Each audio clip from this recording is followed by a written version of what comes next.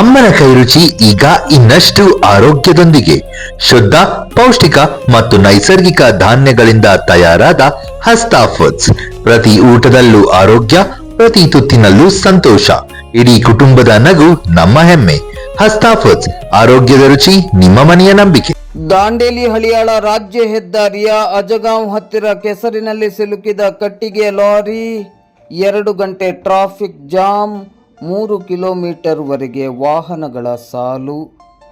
ದಾಂಡೇಲಿ ಹಳಿಯಾಳ ರಾಜ್ಯ ಹೆದ್ದಾರಿಯಲ್ಲಿ ಇಂದು ಶುಕ್ರವಾರ ಬೆಳಿಗ್ಗೆ ಕಟ್ಟಿಗೆ ಪೋಲ್ ಸಾಗಿಸುತ್ತಿದ್ದ ಲಾರಿಯೊಂದು ಕೆಸರಿನಲ್ಲಿ ಸಿಲುಕಿದ ಪರಿಣಾಮ ಸುಮಾರು 2 ಗಂಟೆಗಳ ಕಾಲ ಸಂಚಾರ ಅಸ್ತವ್ಯಸ್ತಗೊಂಡಿರುವ ಘಟನೆ ನಡೆದಿದೆ.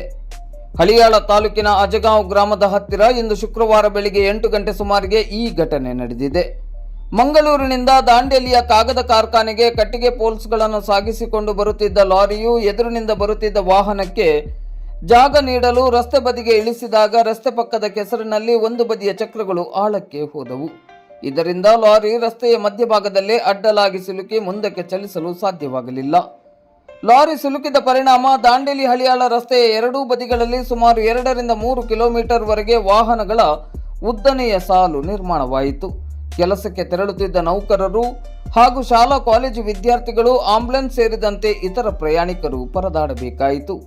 ಮಾಹಿತಿ ತಿಳಿಯುತ್ತಿದ್ದಂತೆಯೇ ದಾಂಡೇಲಿ ಗ್ರಾಮೀಣ ಪೊಲೀಸ್ ಠಾಣೆಯ ಸಿಬ್ಬಂದಿಗಳು ಸ್ಥಳಕ್ಕೆ ಆಗಮಿಸಿದರು.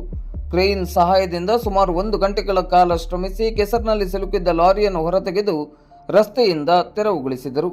ಬಳಿಕ ಸುಗಮ ಸಂಚಾರಕ್ಕೆ ಅವಕಾಶವನ್ನು ಕಲ್ಪಿಸಲಾಯಿತು.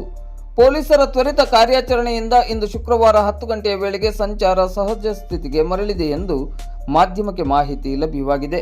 ಈ ಭಾಗದ ರಸ್ತೆ ಬದಿಗಳು ಮಳೆಗಾಲದಲ್ಲಿ ಕೆಸರಿನಿಂದ ಕೂಡಿದ್ದು ಭಾರೀ ವಾಹನಗಳು ಸಂಚರಿಸುವಾಗ ಹೆಚ್ಚಿನ ಎಚ್ಚರಿಕೆಯನ್ನು ವಹಿಸಬೇಕಾಗಿದೆ ಎಂದು ಸ್ಥಳೀಯರು ಅಭಿಪ್ರಾಯಿಸಿದ್ದಾರೆ.